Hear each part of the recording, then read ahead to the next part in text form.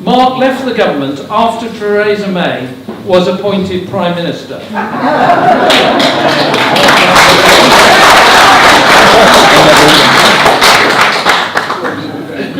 And now serves on the Defence Select Committee. Having made his maiden speech opposing the Nice Treaty, Mark campaigned strenuously in the referendum campaign and is now Vice Chairman of the European Reform Group of Brexit MPs.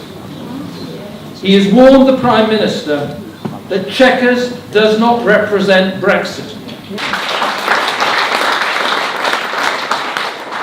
and that he and north of 50 Conservative MPs will vote against it.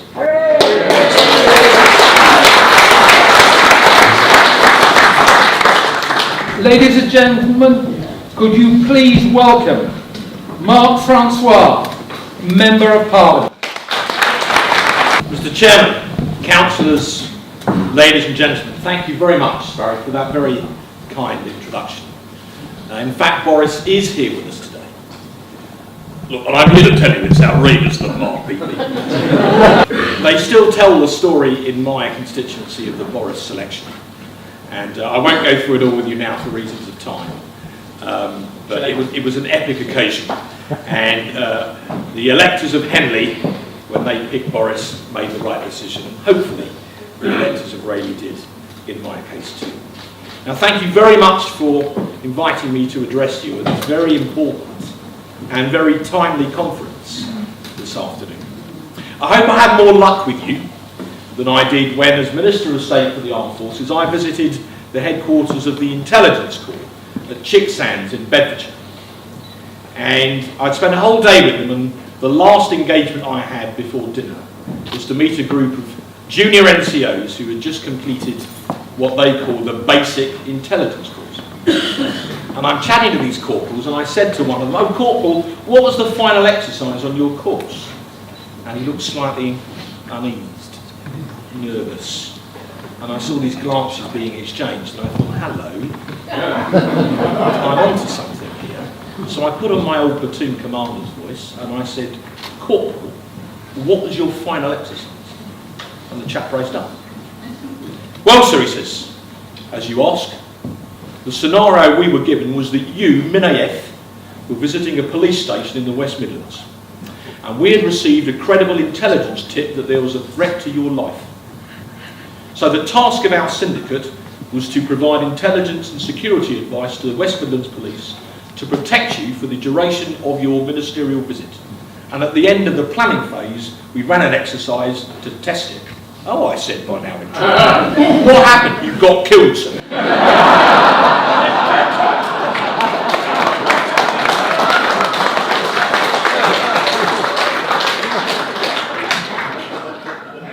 So I said, "Oh dear." "Did that affect the outcome of the course?" "Oh no, sir, we all passed."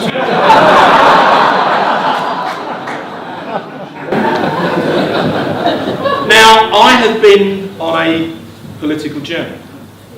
I began my political career on Basildon District Council in Essex. Quite a robust place to learn your trade. Once described as the only local authority in the United Kingdom where at council meetings the councillors actively heckle members of the public gallery.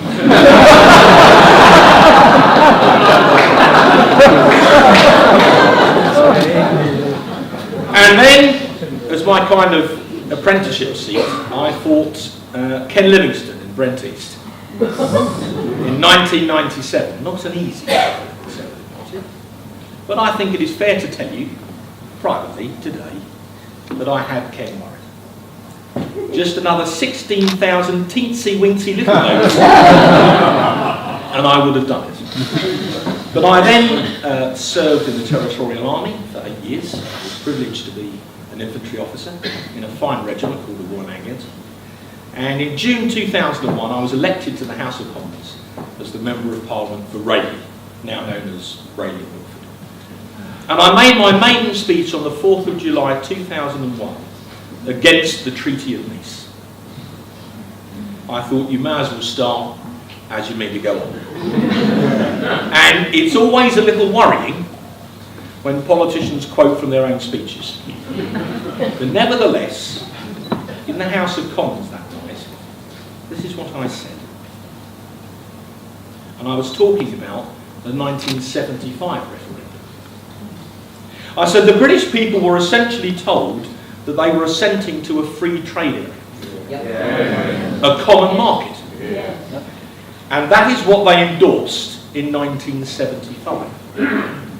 The further we move from that position, the greater the risk that we should exhaust their patience in all things European. We are an historically tolerant people, and we are willing to negotiate and to cooperate. But we will not be subsumed by a foreign superstate that ignores our traditions and that undermines our laws.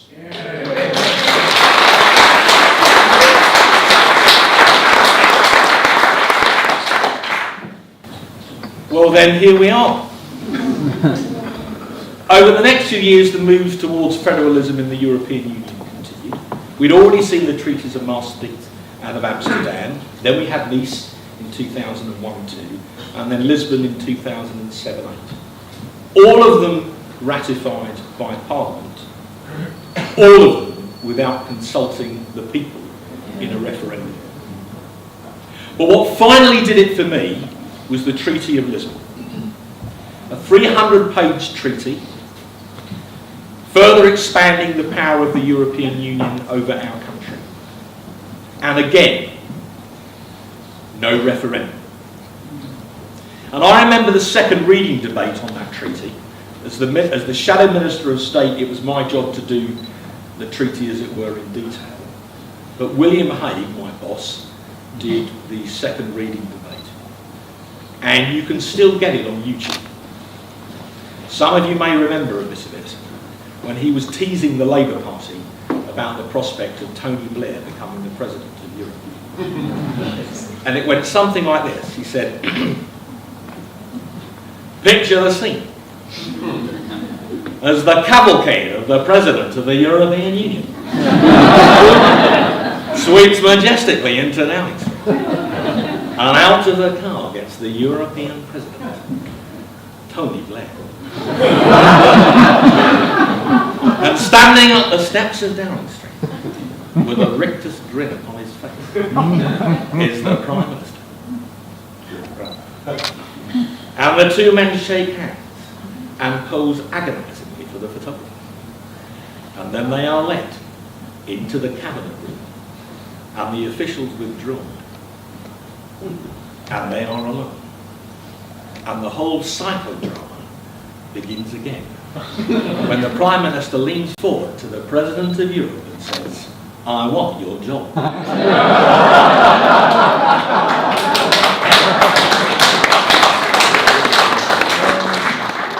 We spent 14 nights debating that treaty in Parliament, and we couldn't change a single punctuation mark in it.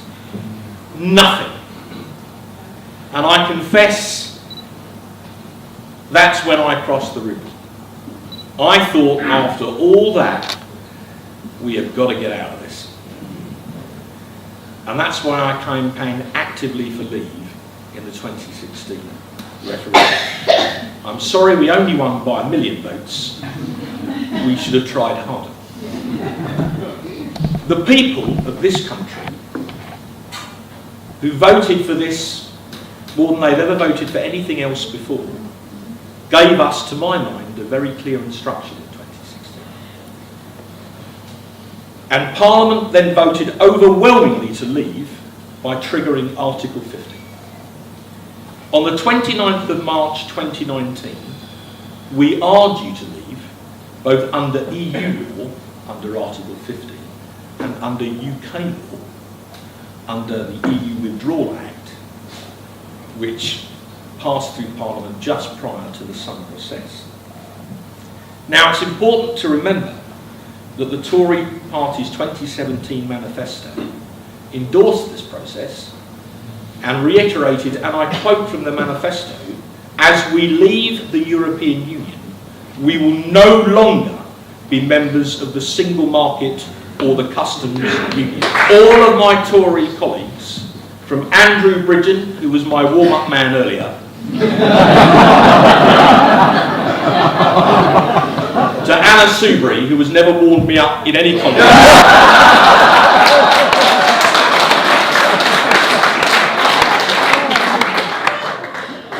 voted for that manifesto and stood for Parliament on it. However, I regret to say that the negotiations have not been well conducted. They have been driven in reality by a small coterie of very pro-EU civil servants, number 10 Downing Street, who have never accepted the result of the referendum.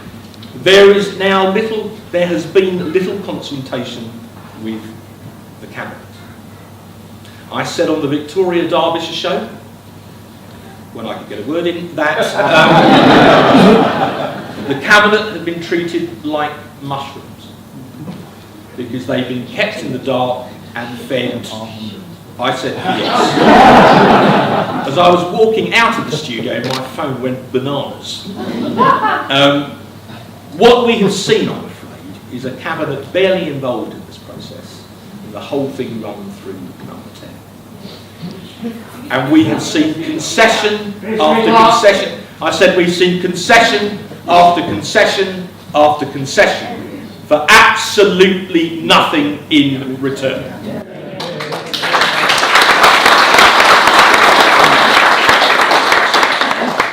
This has been a rolling capitulation that is not worthy of this great nation.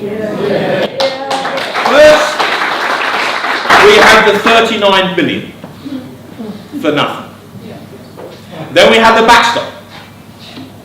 And now we have the backstop to the backstop. Or not. Then we had the transition period. And now we possibly have the transition of the transition, which would last even longer and cost us even more billions of pounds of taxpayers' money. Again, for nothing in return. At a time when my colleagues have had to put up with the closure of police stations in their constituencies, at a time when our schools, and I know this from my own head teachers, are under real tough budgetary pressure, it is proposed that we give even £1 billion more of our hard-earned taxpayers' money to the European Union for the privilege of walking away from the organisation in the first place. And the House of Lords European Affairs Committee, not a bastion of Euroscepticism by any means, in fact, if anything, the opposite, have gone into this in extreme detail. I mean, their lordships have the time to do that, and they concluded that we don't owe the EU legally a penny.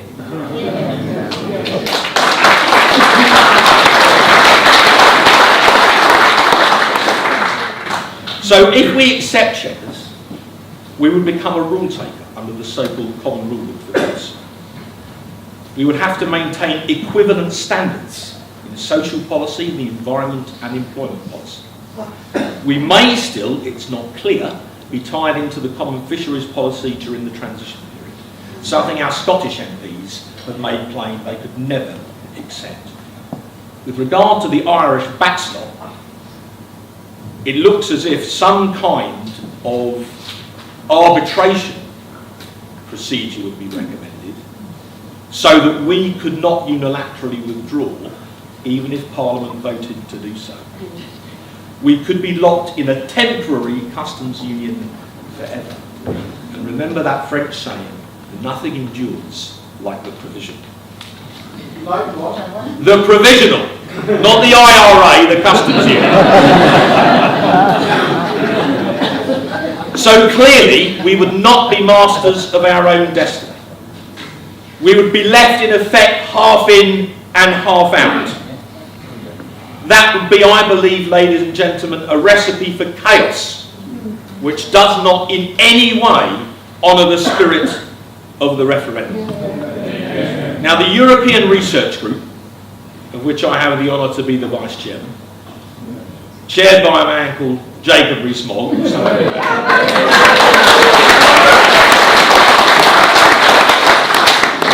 have consistently advocated a positive alternative. Because a couple of months ago they were saying, well, you haven't got a plan, you've got no alternative, you're just negative what we do. It's called Super Canada. It would be a comprehensive free trade arrangement with the EU, and it's called Super Canada because it's based on an existing free trade arrangement between Canada and the EU that was signed in 2016 after a number of years of negotiation. And you take that, so you've got a template that's already been haggled over, and you take that and you add on a few additional matters like maybe a security protocol and a protocol completer, and you then have Super Canada, and I believe that would serve our country and the EU, from its viewpoint, very well. And we have tried remorselessly, and I use the word deliberately, again and again, to persuade Number 10 of the merits of this option, but they're not listening. Despite the fact that Donald Tusk back in March said the EU would be very happy to agree a comprehensive free trade agreement, and even Michel Barnier said in April much the same, and a few weeks ago Tusk reiterated this offer in a tweet. Such is modern diplomacy conducted. But I'm afraid at the moment, Number 10 are not listening. Why is that? Hang on. Why? Hang on, sir, I'm not from Number 10, I'm from the House of Commons.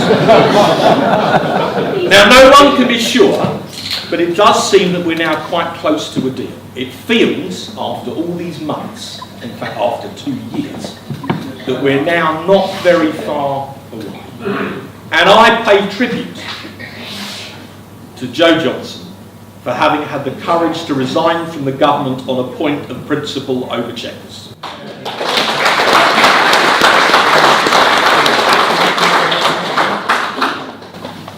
Chequers would have to be approved by the Cabinet and then put to the Commons in principle in a so-called meaningful vote.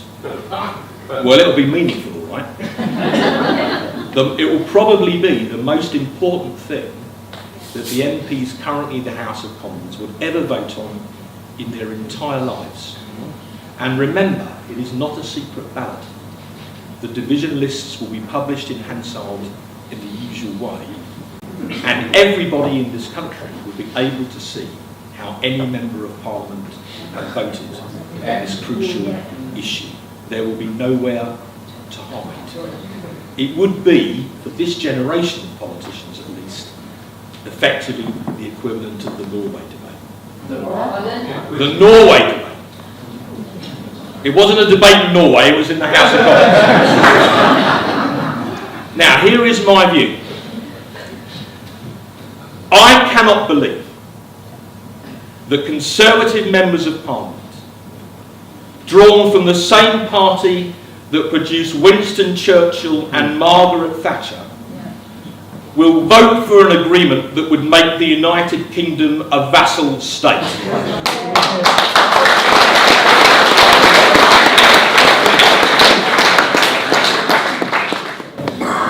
I yet hope and believe, particularly after Joe showed leadership yesterday, that members of the Cabinet will have the moral courage to oppose this awful deal. But if they do not, then it will be up to Conservative backbenchers to do the job for them. And I am absolutely confident that in that scenario, we already have sufficient numbers to do just that.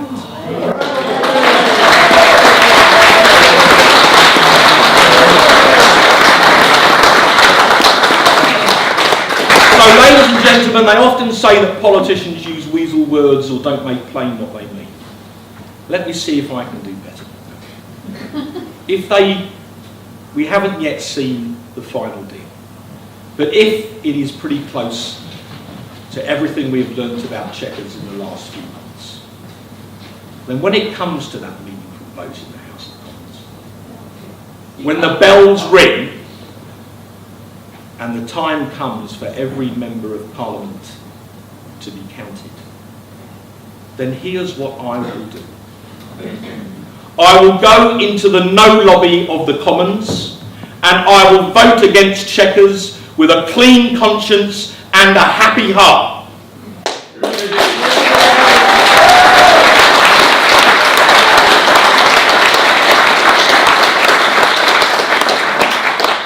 So in conclusion, let me say this. Down the centuries, this country has fought again and again to defend its freedom. We are not about to forget that lesson now. We are not about to forget that lesson now. Ladies and gentlemen, the destiny of our country is in the balance. Chequers is a disaster, and we will chuck it.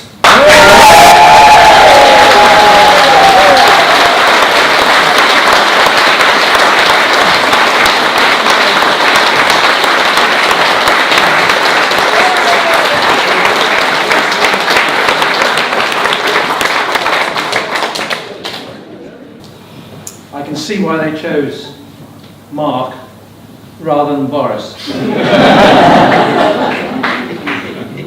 Mark is funnier than Boris.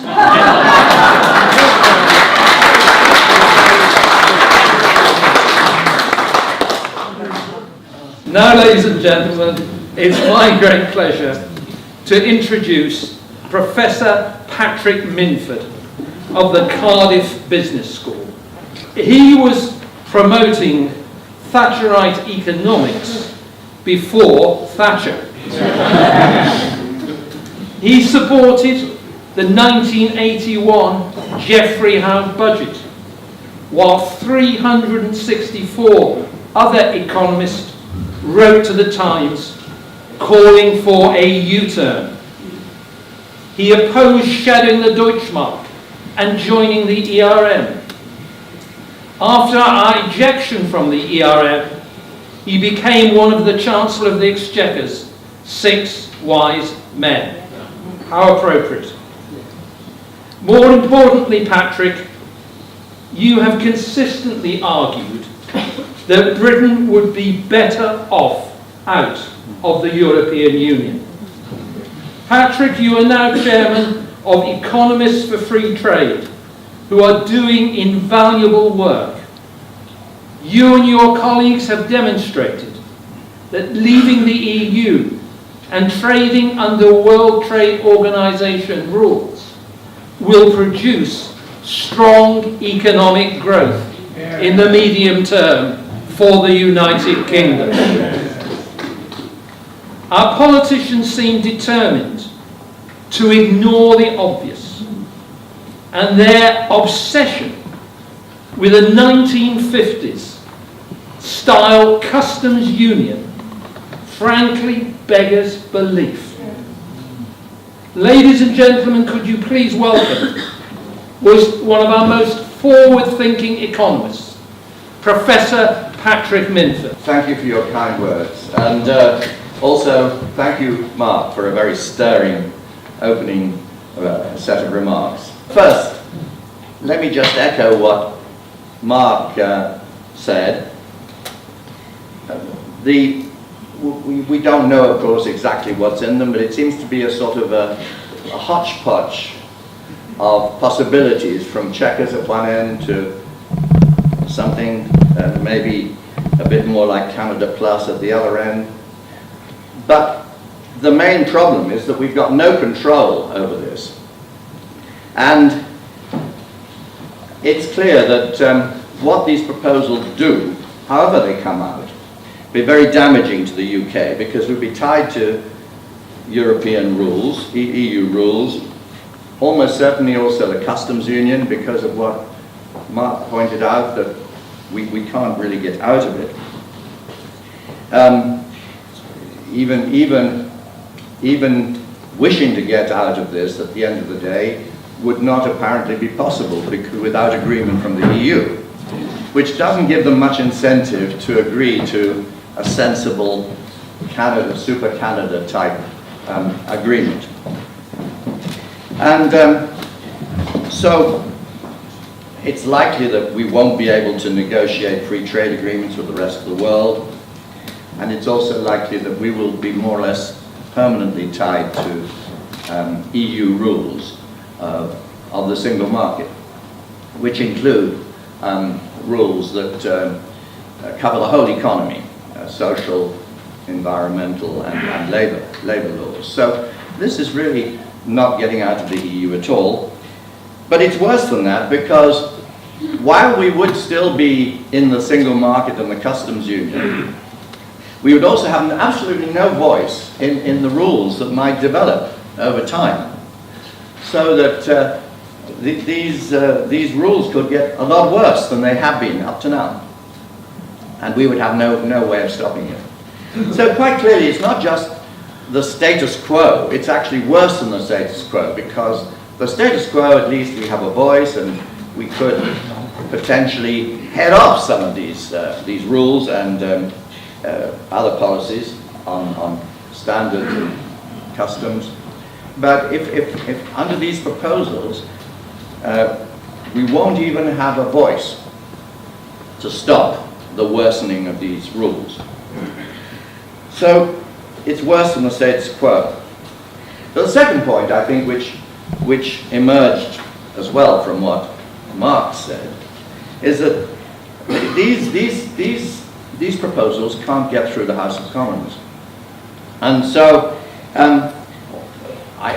obviously, it's possible that enough people could be browbeaten by various threats, but I think highly unlikely, given what we know about the principles of the DUP and also the European Research Group. So I think that we've got a set of proposals which extraordinarily have virtually no chance of getting to the Commons. Now, it's obvious that there's a new approach needed. Now, I'm not going to talk about who does it. I'm just going to talk about the government. I don't know who will be this government that would fashion this new approach. But if you can't get something through the Commons, you've got to do something different, haven't you? Now, so what could this new government approach be? Well, the idea of Super Canada is certainly something that a new government approach would embrace. And it seems to me that what a new government approach could do would be to offer a choice of this Canada Plus, or whatever you want to call it, which is a free trade agreement from the outside of the EU, with the EU, like a third party. Or it could say, well, if Parliament and the EU will not, either of these won't agree to it, then we will go to the default position, which is sometimes called no deal. But no deal is not actually an accurate description. What it is it would consist of agreements on all the sort of administrative things that have got to be done anyway, visas, citizen rights, aviation, all these things that people talk about.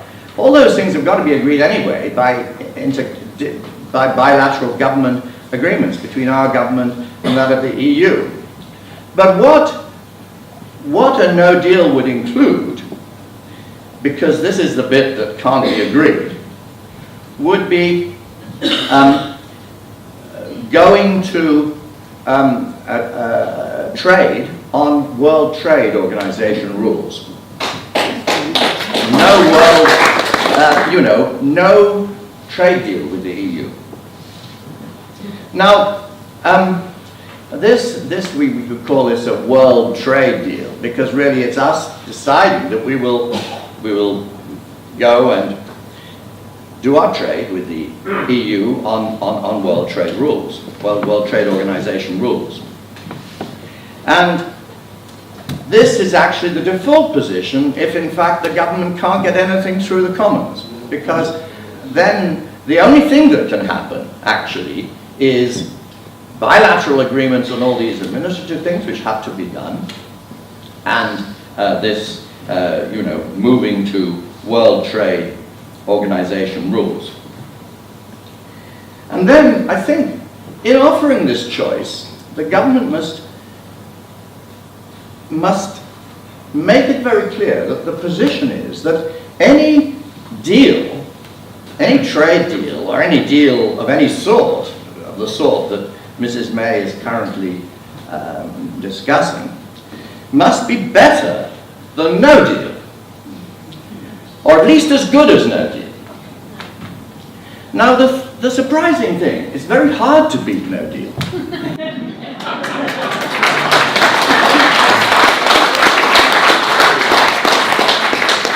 And what I want to say this afternoon is that, no deal is a benchmark that must be beaten by any deal.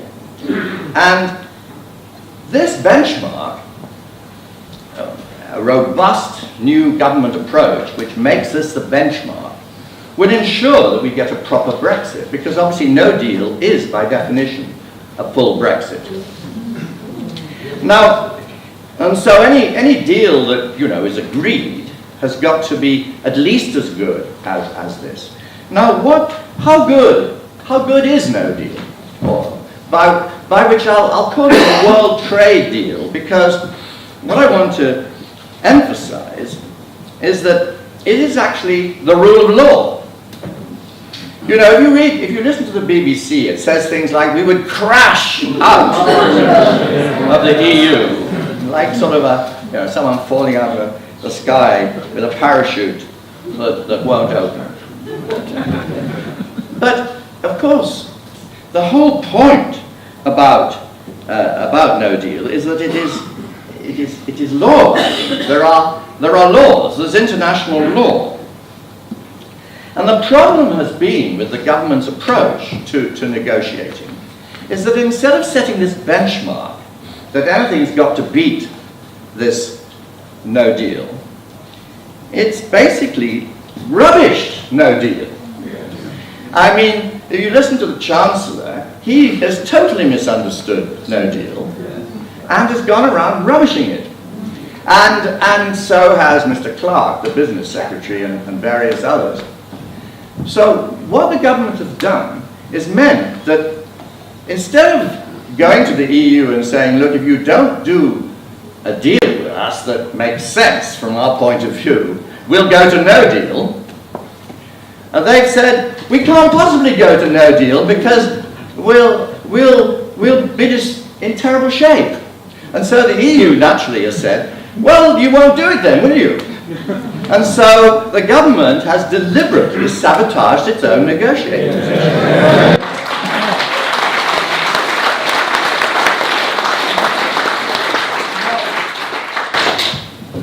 Now, it's therefore very important to understand what a world trade deal or agreements on everything else, but no explicit trade deal with the EU, but a deal under World Trade Organization terms, what it means.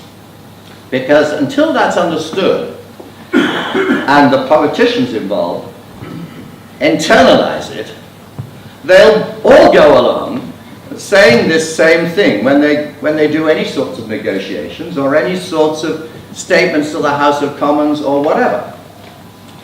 So what is no deal? In fact, no deal is in purely economic terms the best deal. And I say this completely unambiguously because what it does, it's actually better strictly in economic terms than Canada Plus. In strict economic terms, it's better than Canada Plus, but I support Canada Plus or Super Canada, provided it is a genuine free trade agreement which doesn't bind us into, like the Chequers one does, into all sorts of rules and so forth that are nothing to do with us. I would support, Canada Plus on the grounds that, if you've got a neighbour, you want to be on good terms with your neighbour. And so it's worth having an agreement that, actually is strictly speaking a little bit less good than no deal, just because you want to be on good terms with your neighbour. And that's the position with Canada Plus. It is actually worse for the, it's better for us to be under no deal than it is to be in Canada Plus, but for reasons I'll explain in a moment. But, you know, often you do things to be nice to your neighbour because you want to get on with your neighbour, and it's worth a few bob. And a few bob is the difference. So let's just go through the various points about no deal. First of all, what are WTO rules? WTO rules have developed enormously since we joined the EU in 1975. They are now very elaborate in terms of ensuring good behavior between neighbors, such as ourselves and the EU. First of all, they give us full access to the European Union single market. And as Michael Caine says, not a lot of people know that. There's this great myth that's gone around that somehow you can't sell into the single market, you know, if you don't, if you're outside the EU. This is, of course, absolute nonsense, and we know that, in fact, non-EU trade has grown much faster with the EU than EU trade, because country after country has had complete access to the EU's markets through the simple fact that when the EU sets standards, if you match those standards, you can sell to it. End of story. And there's no way in which the EU can sort of say, we've got these standards, but if you satisfy them, because you're sort of Russian or, you know, English or something, you can't come in. That's actually illegal. So that's the first point. And the second point is that we've heard a lot about border frictions. Borders have to be seamless under EU rules. There's a thing called the Technical Specification, Trade Specification Restrictions Agreement, which says that borders must be seamless. That means that virtually everything is pre-cleared by computer. And when it arrives in port, it just goes through. And it doesn't matter whether it's from the EU or from the not EU, provided it's been notified to the customs and they know what it is, through it goes. And to do otherwise, you know, we heard Mr. Macron, the wonderful roi soleil of France today, tell us that, oh no, you know, the port of Calais would be a problem for us. Well, the next day, pretty much, the president of the Calais region said that he wasn't having any of that, because actually the port of Calais is a very important business for Calais, and it would be completely suicidal if they were to behave in such a way, and it would lead, and we know in fact it would lead to massive lawsuits by businesses against the port of Calais, that they would not be doing their duty, their commercial duty. So that's the first point. And we come now to the next point about a no-deal situation, a world trade deal situation. There are tariffs. Now there are tariffs because they average about 4% between us and the EU. And they're not very big, but the truth of the matter is that putting on these tariffs would give us a benefit and would cause damage to the EU. Good. Let me explain why.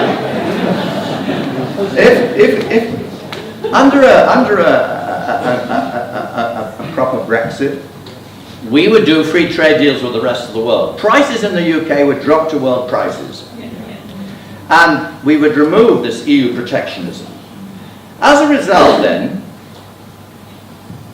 EU exporters exporting to us would face our tariffs. It's not something we particularly want to do, but if there's no deal, that this is what the rules say you have to do. And so those tariffs would give us revenue of 13 billion. And who would pay it? EU exporters, because what they'd have to do is match the prices in our market, which would be world prices. And they'd have to absorb the tariff and pay for it out of their own margins. Because otherwise they wouldn't sell anything here, you see. So that would be 13 billion to the Treasury a year. That's not chicken feed. And As for our, our sales to the EU, well, we would sell at world prices, just as we sell everywhere. We'd sell everywhere at world prices. And EU importers would have to pay the tariffs that they themselves impose on our goods, because we're going to sell it at the world prices anyway. So the price inside the EU would just go up by the tariff, and that would be paid by the importer. Now, that means that the 5 billion or so that the EU would levy on our goods would be paid for by their own citizens, their own importers. So, 13 billion to our treasury, 5 billion that they would levy from their own people. And the third point, so the point about the tariffs is that they're not something we want to do, but under WTO rules we would have to do them. And we would take off any tariffs on anyone with free trade agreements with us, of course, and go to zero on those tariffs with the rest of the world. But if the EU won't do a deal with us, we charge them tariffs. It's the corollary of them not doing a deal. So that's tariffs. Now the third point is, with no deal, there's no transition. There's no 39 billion. Begrudging, because the whole point about the 39 billion was that we said it was there because at the end of the day, if there was a full deal, we'd pay out of goodwill and we'd stay in a transition for a couple of years, and which would be most of that 39 billion. But obviously if there's no deal, there's no transition. And there's no 39 billion. And also, Brexit would come 2 years earlier in all the other ways that we're talking about.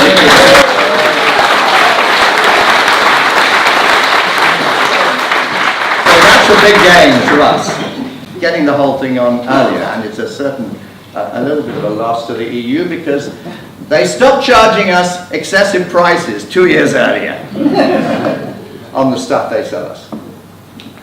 And so, when you add this all up, it means basically that, if you discount it to present value, it costs the EU 500 billion, these tariffs, the 39 billion, bringing Brexit forward, it costs them 500 billion in terms of a one-off equivalent of what these things cost them over time. And it gains us 650 billion. And this is why it's better than Canada Plus, because under Canada Plus we pay the 39 billion, we have the transition, and Brexit comes 2 years later, and there are no tariffs. So this is the nugget, if you like, that we would give up with Canada Plus, but we give it up because we want to be good neighbours. So, finishing up on no deal.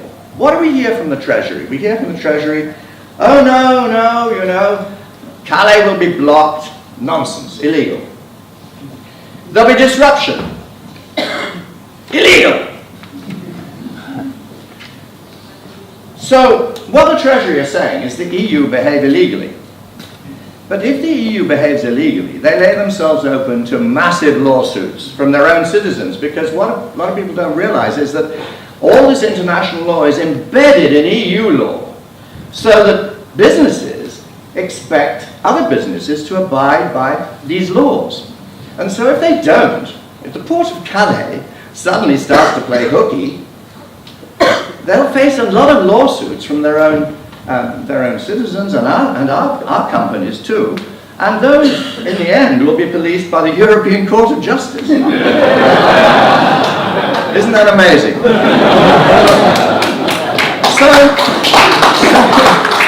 So you see, disruption, this is just manufactured stuff by the Treasury, which is, as Boris Johnson said, the heart of Remain. Why the Treasury is the heart of Remain is another story which I can't possibly go into. But, we can imagine why, perhaps. Now, what other repercussions will there be? Well, will there be a recession? I expect someone will say that too. The Treasury thinks there'll be a recession if there's no deal. Nonsense. The Treasury has a good record on recessions, doesn't it? Nonsense. So the basic point is this, that no deal is the best deal.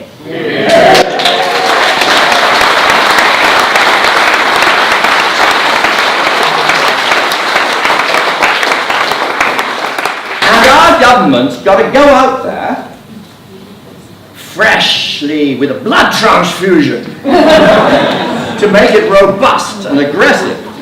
And it's got to tell the EU that it's going to be no deal unless they can do something sensible in the way of a Canada Plus. Because yes, we would like to be good neighbours, we're happy to sign up to Canada Plus, we don't want to make their lives completely miserable by no deal. And so we're friendly people who will kiss them on both cheeks, even though they've been trying to kick us in the nuts.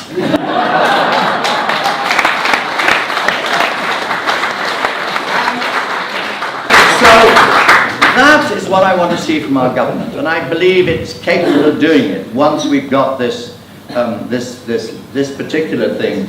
I mean, if I were the government today, I just wouldn't bring this to the House of Commons because it's transparently clear it can't get through. And then they can make a fresh start along the lines that I've said. And then, you know, it's all good, because after a few years of this, when we are out, the EU will obviously want to do a deal. And so they will come and ask us for a deal.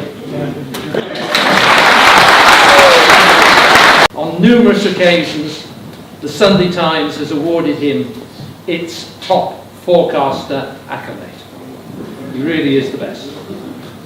From 2013 to 2016, Gerard acted as Chief Economic Advisor to, yes, it's that man again, to the Mayor of London, Boris Johnson, and advised him on economic and financial issues facing the capital. Gerard played a prominent part in the Brexit campaign, being co-founder of Economists for Brexit, including producing the e-book, The UK Referendum, an easy guide to leaving the EU. In September 2017, he and Liam Halligan published Clean Brexit, How to Make a Success of Leaving the EU. I just don't know why these people aren't invited to number 10. I really am. They argued cogently that no deal really is better than a bad deal, that it's not essential to strike a free trade deal with the EU by March 2019, and that all preparations must be made immediately to trade under WTO rules. Well, I don't think they're listening, Gerard. Gerard has also spent this week in Shanghai at the Import Expo, where he found the mood towards the UK to be very positive. Gerard, we thank you for returning to address our conference today. Ladies and gentlemen, could you please give a very warm welcome to Gerard Lyon.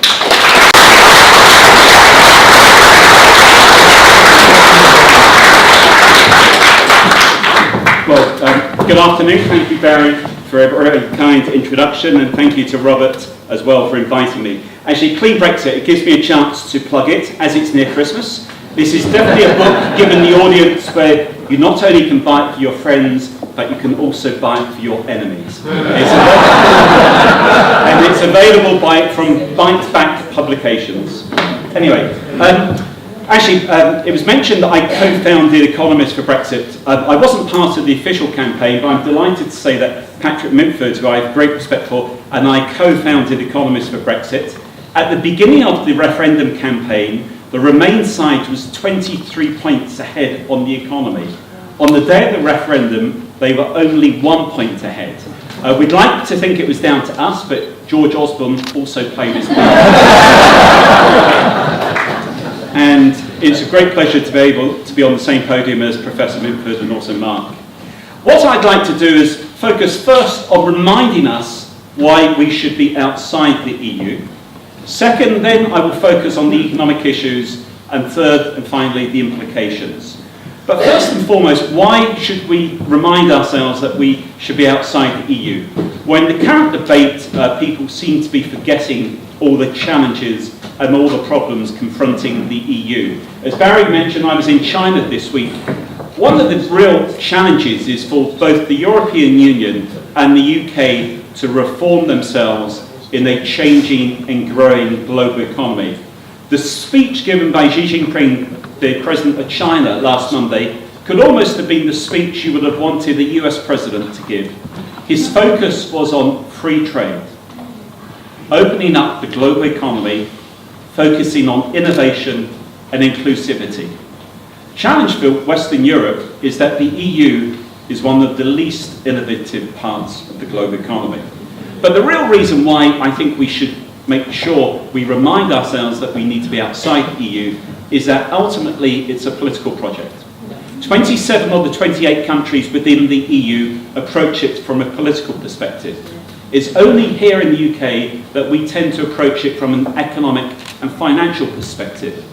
Moreover, in the last year, President Macron, in the wake of Britain voting to leave, basically said the European Union either needs to become a political union or it needs to have a core and a periphery.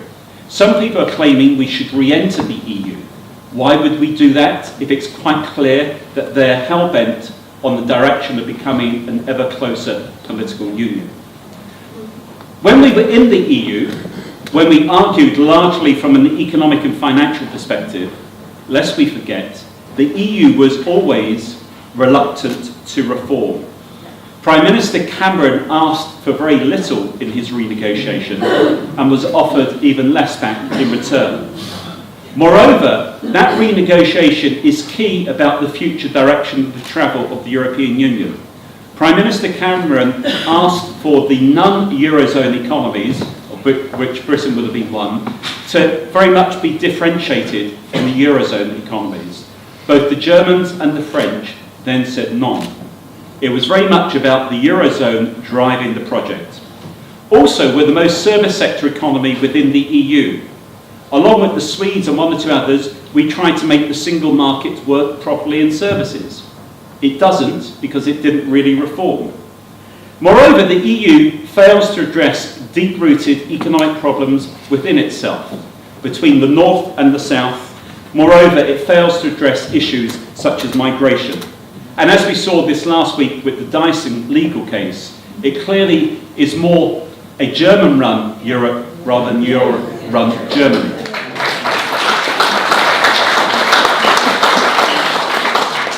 So if we were outside, would we really want to join? Even the European Commission points out that 90% of global growth in the next couple of decades is likely to come from outside the European Union. Moreover, even the IMF, who thinks we should stay in, predicts that the European Union will be the slow growth region, along with Antarctica, in the world economy. The economics of the EU are built on very shaky foundations, namely the euro. But also one of the things in the present debate is that we keep being told trade is an important part and the EU is a force for good. The reality is that there are many countries, much smaller than Britain, who, with far less commercial and far less diplomatic influence than us, have struck a range of free trade agreements bigger in size and scope than those of the European Union. We have the ability, if we want to strike those deals outside. But to conclude this part, it's really going back to the era of the Soviet Union. There was a book by Alexei Yovchev, and he used the phrase hypernormalization to describe the last days of the Soviet system. Now, I'm not saying the EU is like the Soviet system at all. It's very different. It's very open in many other ways to the Soviet system. But in those days, the phrase hypernormalization came to mean that people recognized the system was failing, but no one could imagine an alternative to the status quo. Everything was forever until it was no more. And that's the challenge with the EU. People keep thinking it can't reform, it mustn't reform, They keep continuing on the political project, but the inbuilt economic imbalances ultimately will force a big day when the system itself ultimately needs to become a political union to survive or start to fall apart. Therefore, what do we do outside? We have to leave the single market because it gives us lots more room for manoeuvre. Only 6 to 8% of UK firms sell into the single market. They account for 1/8 of the UK economy. They're largely the bigger firms, hence we hear so much from them. But all UK firms, small, medium as well as large, have to conform to EU rules and regulations. Moreover, the four freedoms are part and parcel of the single market.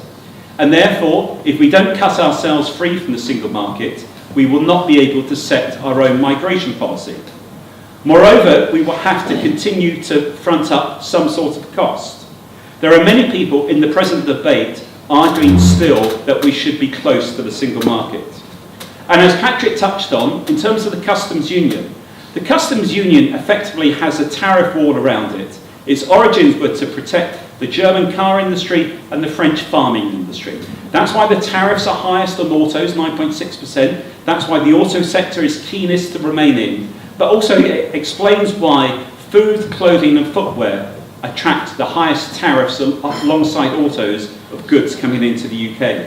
It's only outside the customs union that we will be able both to set our own tariff structure, as Patrick touched on, and trade globally under our own free trade agreements. Now the challenge, of course, is in economic terms, there can often be a cost of changing. It's not easy to leave something that you've been in for over 40 years. Moreover, some firms, particularly those big firms, have predicated their business model on the UK being inside the EU. Also, the coalition government a few years ago produced a whole series of competency reports. I read many of them. They were thick publications, and they highlighted how intrusive the EU has been into most walks of UK life. That helps explain why it is such a challenge to leave. Also, the mindset of young people has become very much influenced by what they've become used to. But there's this myth that young people will do well if we stay in, and it's only the older people who want to leave. The reality is, the Home Office a few years ago produced a very interesting analysis of where do people leave the UK to go to. If you're seeking to retire, people go to the European Union. If you were seeking to leave the UK to look for a job, you don't go to the EU. You tend to go to the Anglo-Saxon countries. Moreover, high rates of youth unemployment are evident across much of southern Europe. 1 in 2 young people in Greece, 1 in 4 young people in Spain, and a whole host of young people in Italy as well. So there's no reason why the myth that young people will benefit from being in the EU should be allowed to be sustained. It needs to be a challenge head on. What we need, though, is to have a clear vision and a clear leadership and sense of direction to basically point out that many of the factors that we've become used to hearing are not necessarily true. And that's where the big problem, I think, has come in the last few years. We've not had a real global vision being presented to the UK people. So therefore the country has largely remained divided. Within any economy, the outlook depends on the interaction between the fundamentals, policy and confidence. Confidence is heavily influenced by many factors, including certainty and including a vision for the future. You can't actually predict how confidence will turn out, but if there's a lack of confidence, it will deter many people from spending or many people from investing. The good thing, though, in the last couple of years is that the UK has continued to do well in many respects in attracting inward investment. But there's no doubt that confidence, if it was stronger, would lead to a pickup in investment. Now, the economics profession is largely in favour of Britain remaining in the EU. Patrick and I are in a minority. It goes to show that majorities aren't always right. But the economics profession is heavily influenced by groupthink, and also there's a strong status quo bias. It's basically the cost of changing often means economists don't want to change. And often it comes down to the issue that being able to trade into the single market is costless. But it's not, for reasons Patrick touched on, and I alluded to, the rules, the regulations, and also the fact that we still are able to trade into the single market outside of the single market. Over the last 2 years, the growth of jobs in the UK has defied expectations. Project Fear said 1,000 jobs would go within 2 years of a vote to leave. That's not happened. Yesterday, GDP figures were at their strongest for 2 years. But there is no doubt that the economy has probably suffered slightly, particularly from the uncertainty, and investment has likely been weaker than otherwise. At some stage, that investment rebound will be seen once we get any exit after next April. But really it comes down to this. For future success, we need to get 3 things right in the UK from an economic and financial perspective. Our relationship with the EU, so it doesn't constrain us in the future, hence all the discussion earlier. Second, our position with the rest of the world.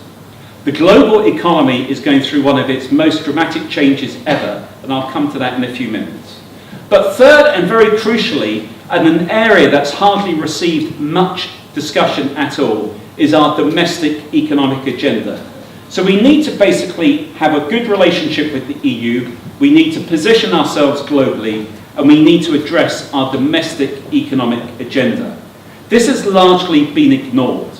Now, there's no doubt in my mind that there are probably things that we should have done domestically when we were in the EU that were outside of the EU's control and we could have done that we didn't do.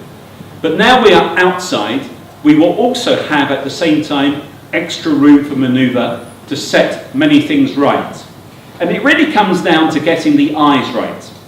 Innovation, investment, infrastructure, but underpinning all of these is the incentive structure. Because regardless of your politics, the one thing that does work in economics is incentives. If you incentivize an economy properly, the economy does respond. And some areas the government might want to intervene, but largely it comes down to rules, regulations, and taxes. And that's what we need to be focusing on. And we can, and we explain it in Clean Brexit, do far better outside than inside the EU. Migration. If you believe what the data says, people voted, well, people vote for all sorts of reasons, but people voted primarily for sovereignty, then for migration, and then for the economy. But on the migration issue, migration is good for an economy. But unlimited migration is not necessarily good for an economy, particularly if you do not plan for it and your public services are not there to respond.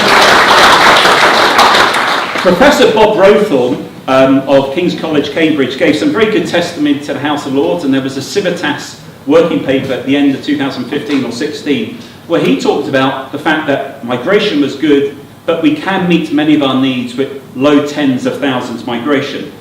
But who knows what the number is? But in qualitative terms, we need to have a sensible migration system.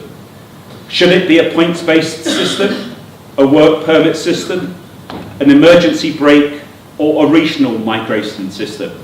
We need to have this debate. I have my own views, other people will have their views. There's no hard and fast answer. There's pros and cons for all of these. But we need to have a sensible migration policy. The City of London. The financial sector is one of the strong points of the economy. There's been a mindset change in the last 2 years in the city. Now, I don't think the Prime Minister helped in terms of her attitude towards EU citizens. I personally think that that could have been addressed immediately and should not have been a bargaining chip, and we should have granted EU citizens rights immediately for those who are here. But for the City of London, it's a key issue because 1 in 8 people who works in the city is from the European Union. So clarity about that is important. But 2 years ago, the big 2 concerns in the city were about something called passporting and Euroclearing. I'm not going to go into the details of all these, but passporting is the ability of any company from an EEA country to be able to sell their goods and services across the whole EEA. The point to bear in mind here is that passporting in its current format, came into existence in 2007. It doesn't account for London's preeminence as the major financial centre of Europe, and London will be able to cope with any change in passporting. It will impact some firms' business models. Euro clearing. Politicians on the continent think they can split clearing so some of it has to take place in Europe and some can take place in London. Again, I won't go into the detail, but this is self-defeating. Mark Carney, the Governor of the Bank of England, pointed out to one of the Treasury committees that if that was to happen, then you would fragment the market, and a 0.01%, so 1/100 of 1% increase in interest rate spreads in France, if they moved euro clearing to France, would cost the EU alone 20 billion euros a year. A 3 basis points increase, so a 0.03%, so tiny, would cost them 60 billion euros a year. The point is that many of the things the politicians talk about are not in sense practical or sensible from an economic or financial perspective. And as the penny has slowly dropped, the politicians, I would say, have started to ease back in some areas. And there's now widespread acceptance, as many people here thought 2 years ago, that London will remain the major capital market centre of Western Europe. Indeed, in the last 2 years, London has established itself as the fintech centre of Europe and of the globe. In fact, probably the most significant economic event in the last 2 years was the decision by Google and all the other major tech companies to go ahead with their planned investment in London even after the referendum result, establishing London very clearly as the #2 tech centre outside of Silicon Valley and the #1 fintech centre in the world. At the end of the day, financial centres will go to where people want to do business, and they will be influenced by the regulation. What's really happening is global competition, New York, Hong Kong, Singapore, and soon Shanghai versus London. And that's what we need to focus on. And let me come to the final sort of comments. We are now seeing probably one of the biggest shifts in the global economy, possibly ever. It's 10 years since the global financial crisis. The global financial crisis highlighted many things, in particular how imbalanced the UK economy was. Even the European Commission alluded to that earlier this year. Every 3 years, the European Commission does an analysis of their 263 sub-regions. 3 of the top 5 are in the south of England. 4 of the top 10 are in the south of England. However, we have the most heterogeneous distribution. The lowest in Britain is Northern Ireland, 145th out of 263. Then it's West Wales and the Valleys, 134th. Cornwall and the Scilly Isles, 133, and South Yorkshire also figures quite low on the list. So London and the South East, and indeed much of the south of England, is incredibly competitive, but many parts of the UK are not competitive. And that imbalanced economy is something that we need to address through our domestic agenda by becoming more competitive. But what's interesting is the global change. We're now having the 4th industrial revolution. We're having a data and digital revolution. And it's very much about how we position ourselves. And when some people say there should be a second referendum, I think they should be mindful of this. When you look globally, there are really 4 drivers of what's changing the global economy. Economic and financial, and we've just touched on that. Hard power, military might. And Britain is more than the rest of Western Europe in terms of military might combined. It's only Britain and France. Then there's institutional power, and Britain is on the United Nations Security Council, it's on all the big global groups. Our institutional influence, if anything, will be greater because we'll retake our own seat at the WTO. But the 4th area after economic and financial, hard power, institutional, is soft power. We have a lot of soft power. But how will autocratic leaders across the world respond to our soft power if, after the biggest vote in our democratic history, we decide to ignore the outcome? Think of the consequences of that.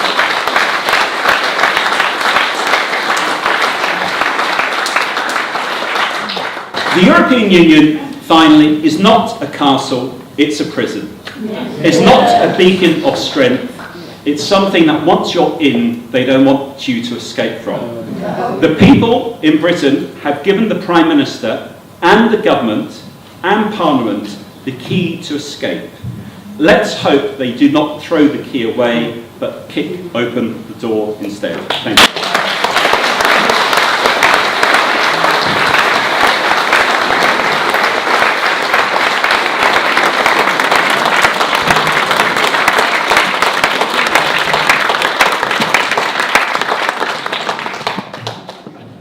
I assume that we can very strong assurances that Chequers is going to be thrown out by the House of Commons.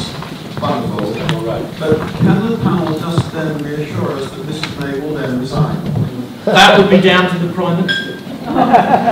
And clearly to be defeated on a major plank of policy in a vote in the House of Commons, if you're a Prime Minister, is distinctly suboptimal.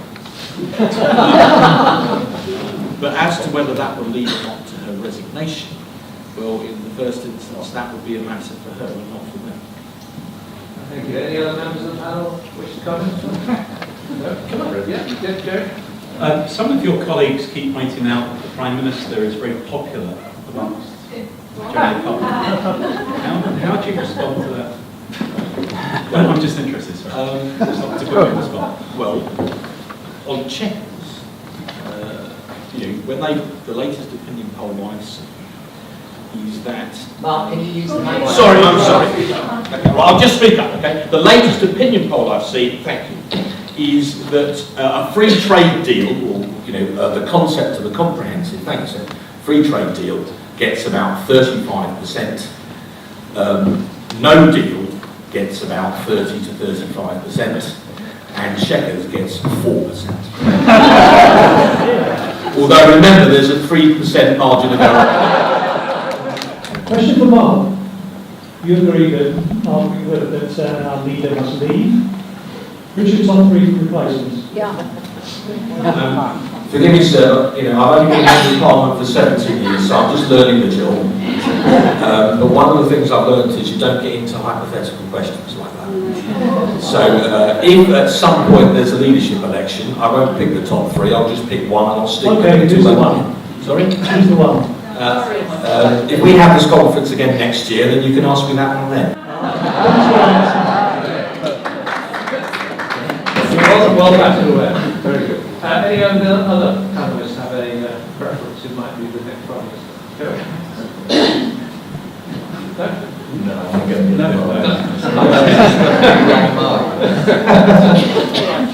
Councillor Alexa Michaels from Bromley. Obviously, I believe that Chequers is the worst of all possible worlds, and I hope that MPs throw it out. I would like to have some reassurance as to the procedure, as to what could come next. If MPs decide to vote Chequers down, what would be the next step procedurally, given that MPs have they want a meaningful vote, meaningful decision? Could they force the Prime Minister to go back to the EU? Could they force the second EU referendum? What could happen? I think the last speaker spoke of the danger of throwing the key away when we're almost, when people have quite obviously voted to leave. That really does concern me, that it might not automatically be a no deal, as others very much want. Shall I my understanding of the legal position is as follows. The default position at the moment, if there is no deal of any kind, is that on the 29th of March 2019, as I was saying in my remarks, the United Kingdom will leave the European Union. We do that under EU law, as I said, under Article 50, and under UK law, under what is now the EU Withdrawal Act. If nothing else changes, then we leave on those terms. We would trade on WTO terms as a default position, unless and until we then came to some other agreement or deal. Yeah? The only way of stopping that would be by an act of Parliament. So Gina Miller, Gina Miller did us all a favour, I think. frankly, because she established, and if you read the Supreme Court judgment, it is extremely clear that you could only trigger Article 50 once Parliament had passed an act. And so it follows you could only undo that by the same method. So there's some talk of trying to engineer some vote in the House of Commons, and the Speaker might or might not be sympathetic to one amendment or another. So, and if you're not going to draw me on the future of the Prime Minister, you're definitely not going to draw me on the future of the Speaker. But even if they were to pass some kind of motion, my understanding is that legally that would not change the situation.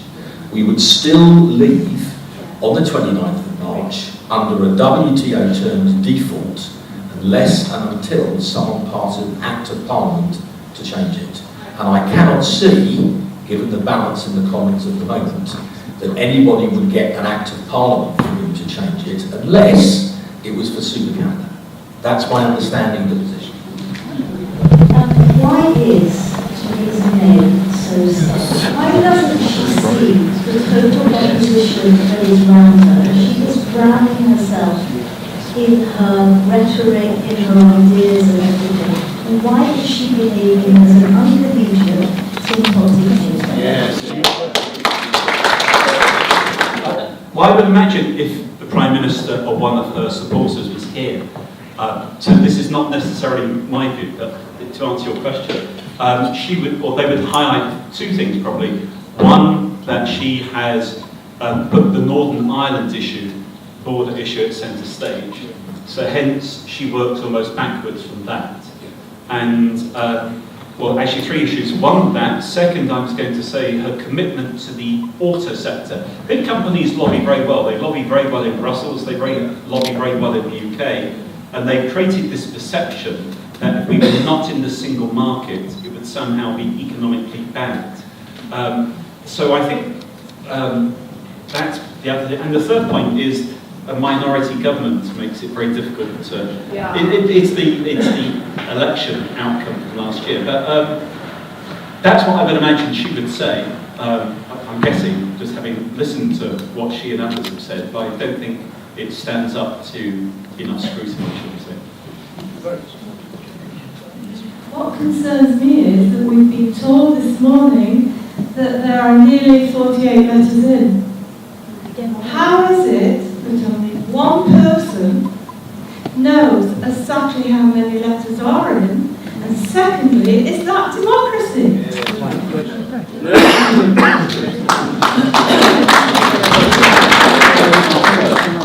We're guided by the rules of the Conservative Party.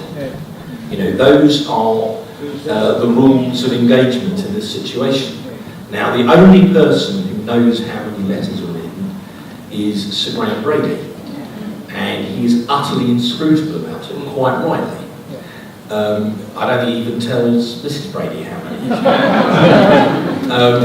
And there have been all sorts of rumours about how many letters there are. I don't know how many letters there are. It could well be that after Joe's resignation yesterday, there's now one more than there were. I just have a sense, without knowing, that there are quite a few. And I say that partly because I know a number of colleagues who have put them in the last 2 or 3 weeks. You know, I actually know MPs who've done it. So whatever the number was, it must have gone up. You put one in? No. So whatever the number was, it has gone up. It is possible at some point that we will cross the threshold. If we do, then the rules of the 1922 committee, as I understand them, are very clear. The chairman of the 1922 must announce that the threshold is in breach, that there will be a vote of confidence, and he then sets the date for that vote, and he becomes in effect a returning officer for that poll. Yeah? So he's got no leeway in the matter, and the parliamentary party trust Graham Brady implicitly. You know, he's been a member of Parliament for over 20 years, he's been a minister, we all know him.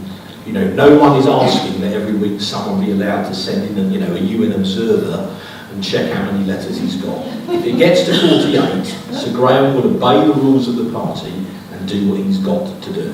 I don't know how many there are, I just know there's more than there were. Jared. Yeah, if I could make a few points. First of all, it's obviously not a politician. It seems to think the last thing you might want is a change in Prime Minister now. Surely, if you have to leave at the end of March, unless there's primary legislation, then one sure way of having primary legislation is to have a change in Prime Minister. Because if you change the Prime Minister before the end of March, then it would seem to me you open up the possibility, maybe the likelihood of a general election, and you certainly open up the possibility of primary legislation, i.e. Parliament having a vote. So what the more sensible thing it would seem to me would be to try and encourage the Prime Minister to actually move from a Chequers deal to a Canada Plus type deal. Then you can still have that approved through the process without necessarily having a change in primary legislation. And also the other point that I make, while we seem to be focused very much on the Conservative Party here, one of the lessons from the early 70s or mid-70s was the then Prime Minister Heath was advised, from what I've been told and read, by Willie Whitelaw, the last thing he should do, then he was trying to get us into the European Economic Community, the last thing he should do is view it from a party political perspective. It was a national issue, you should embrace it from a national perspective. And one of the big criticisms I would have is that in the wake of the referendum, the Conservatives made this a party political issue rather than making it a cross-the-nation issue. If one looks at the EU voting, 2/3 of Labour MPs are in seats which voted to leave. There was broad cross-party support to leave the EU. So I think it's more than a Conservative Party issue, and I think that's part of the challenge of the situation. Thank you. How many people have been unjustly silenced by Facebook, YouTube, Twitter? I can just tell you that the earlier broadcast of this meeting has been blocked on Facebook as being against community standards. If Chequers includes full regulatory alignment with the EU's 22,000 single market laws, surely passionate Remain MPs, including Labour MPs, couldn't vote for Chequers. They've never been bothered about sovereignty before, they won't be now. The question perhaps for President Infant, housing costs and migration. Which economists or commentators, when telling us that migration is a net benefit, have included the cost of housing, which has increased at more than twice the rate of inflation? The problem with migration is not skilled workers, and it never has been. And that relates to what Jerry said about workers in the city. And I think the proposals about migration that have come out of the government and come out of the Migration Advisory Committee to the government have said that skilled workers should be basically treated the same way as skilled workers around from the rest of the world, i.e. basically not restricted, provided they got a job and therefore are required by the economy. The problem in migration has attached to the uncontrolled entry of unskilled workers. There are 1 million EU unskilled workers, plus a couple of 100,000 of their dependents. They actually cost the taxpayer a lot of money because they are entitled under our laws to benefits and tax credits. And so, and of course, because they're unskilled, they don't get high wages. They get minimum wages, basically. And so, what we found is that this is a big drain on the exchequer. It's equivalent of a 20% subsidy to unskilled workers. So it's dragging down wages of unskilled workers to the detriment of, other competing unskilled workers in the UK. And so it is pretty much a disaster for poor people. And one of the things that hasn't been stressed much in the debate on the EU is that by signing free trade agreements with the rest of the world and moving towards free trade, we lower the cost of living for poor people disproportionately. By bringing in controls of unskilled migration, we raise the wages of poor people, quite importantly, and also we take away the big burden from poor people of actually having to give a lot of these benefits directly to migrants who settle in those areas where people live. And so between all these factors, we think that the cost of living or the gain in living standards for poorer people, so 60% of average wages, be about 15% from leaving the EU. And that embraces all these issues that related to migration as well as protection. Thank you.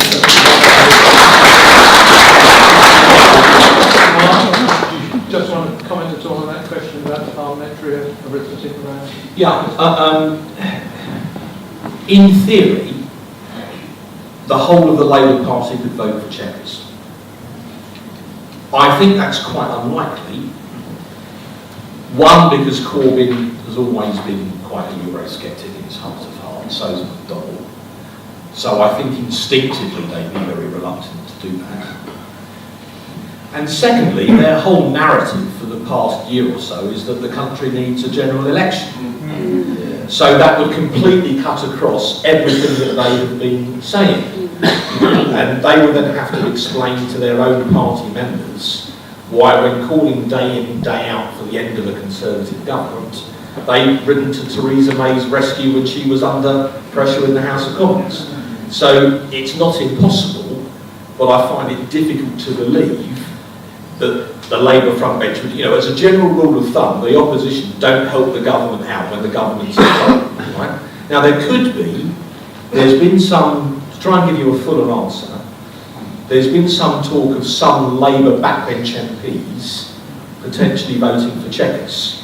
People like Caroline Flint have been mentioned. Yeah. If that be so, I don't think there are very many of them. Not least because they tend to be Blairite Labour MPs and momentum hate their guts. So they know that if they were to quote, save Theresa May, quotes for the sake of Europe, momentum would deselect them all within 24 hours. So if there are going to be a few of them, I believe there will be very few of them. And just to check if I was right, I had a private chat with a member of the Labour Whip's office who said, I quote, yes, we've heard this too. If you've got a list of those people, could you have it?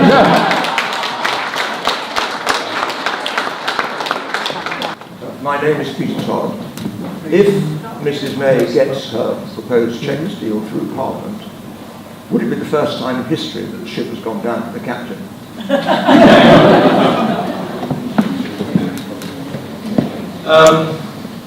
What was the question? The question was, if Mrs May got the Chequers deal through Parliament, would it be the first time in history that the ship has ever gone down with the captain? Sir, this ship will never make it to port. Most appropriate response. Yes. The Irish border issue, which we've not spoken about very much so far, it seems to me that the British don't want a border, the Irish don't want a border, nobody in the rest of the world wants a border. In fact, with your military experience, Mark, you'll know we tried to make a border decades ago with 30,000 troops and failed. So there isn't going to be a border, full stop.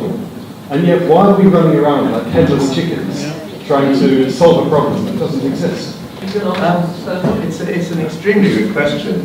Everything you said is completely correct. I think it goes back to the strategy of Theresa May in these negotiations, and also the strategy of the EU. Ireland, the Irish border has been made into an excuse to create Chequers. Chequers being, as has been pointed out by Jerry and Mark, I think, basically, there is this view that if we don't have a very stay basically in the single market and also in the customs union, there will be a terrible problem for industry. Industry has lobbied very strongly on this. And there was a famous letter that I think Mr. Clark wrote to the auto in Tunisia, which has never been made public.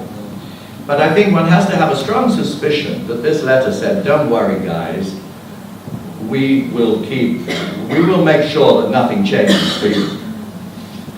And I think this was the result of successful lobbying. It's a result, I think, also the fact that Mrs. May is a Remainer. And what she sees, above all, is the disruption of the EU relationship and the barriers that all her civil servants, again, who are also Remainers, tell her repeatedly will happen if we have no deal, for example.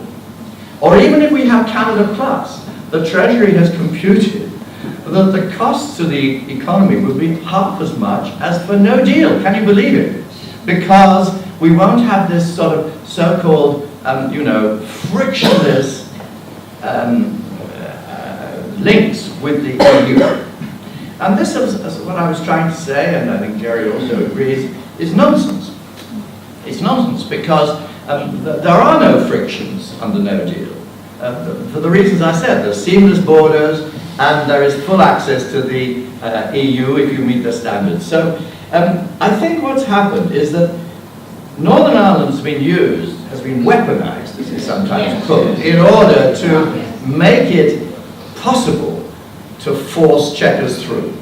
And this is because the people involved, the civil servants, I think Mrs. May herself, are convinced that there needs to be something as close as possible to Remain, and that will satisfy industry, which to her mind is the most important vested interest in the country, and trumps these other points. I think this is based on ignorance.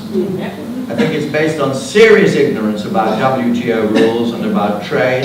A lot of this stuff is out of date, seriously out of date, because the WTO's movements in the last 20 years have been enormous. The WTO has now become the equivalent of a single market internationally, and has really outmoded and outdated all these EU link arguments.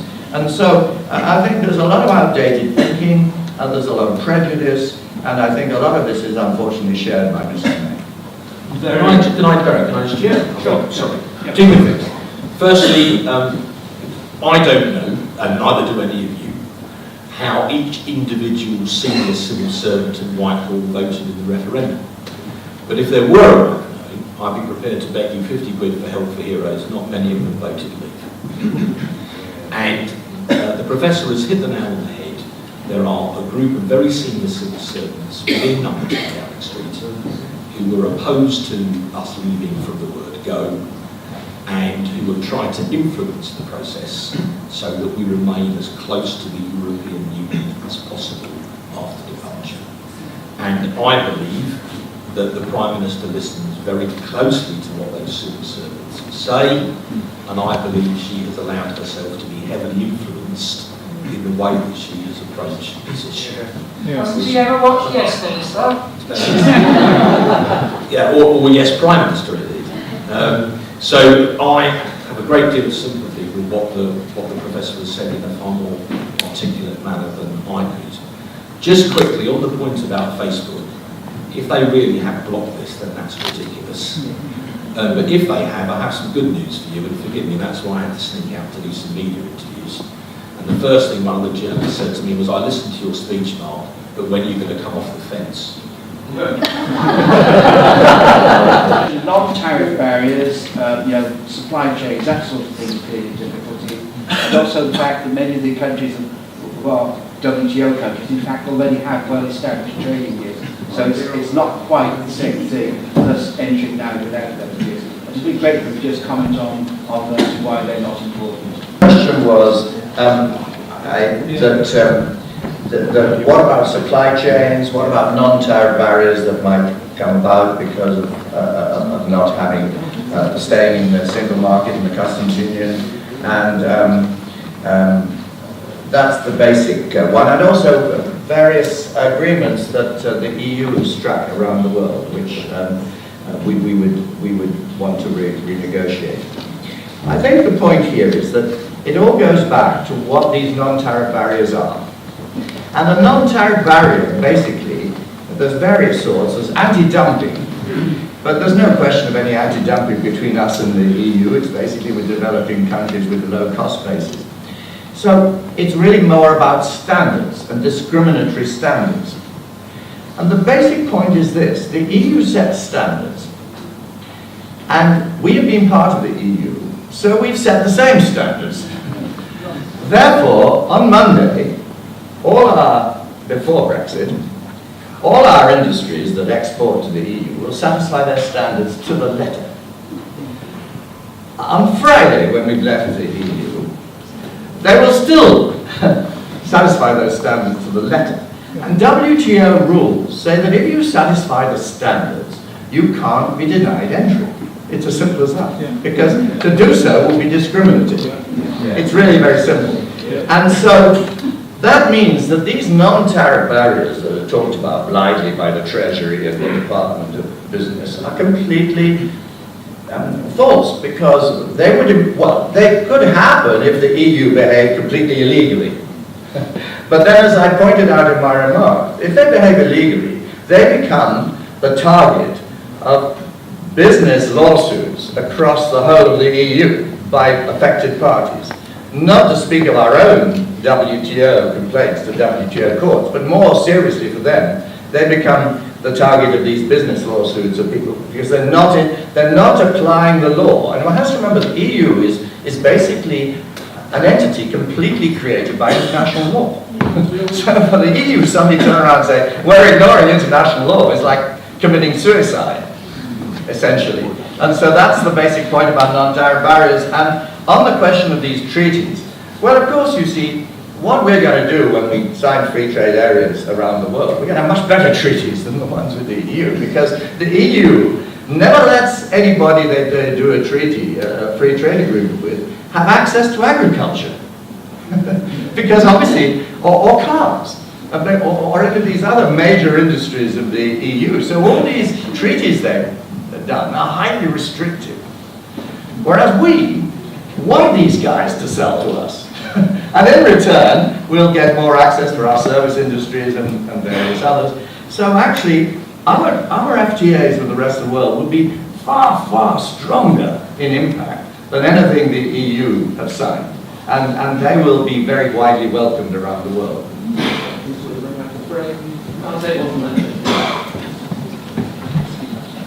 My name's Harold Lee.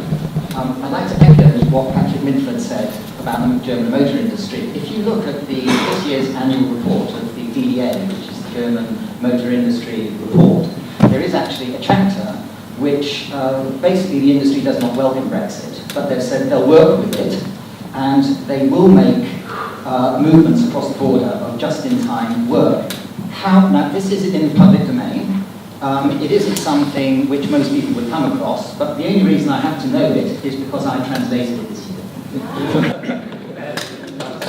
Okay, ladies and gentlemen, thank you so much, and a particular thank you to our speakers.